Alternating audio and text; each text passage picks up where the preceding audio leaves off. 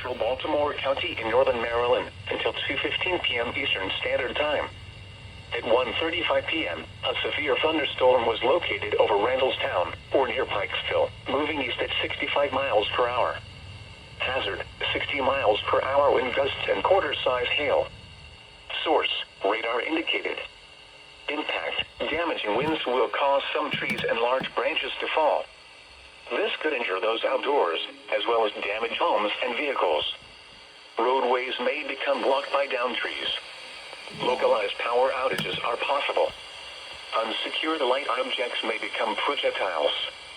Locations impacted include Baltimore, Pikesville, Middle River, Cockeysville, Aberdeen, Historic Ellicott City, Dundalk, Towson, Bel Air South, Catonsville, Essex, Woodlawn, Randallstown, Parksville, Owings Mills, Bel Air North, Eldersburg, Kearney, and Milford Mill.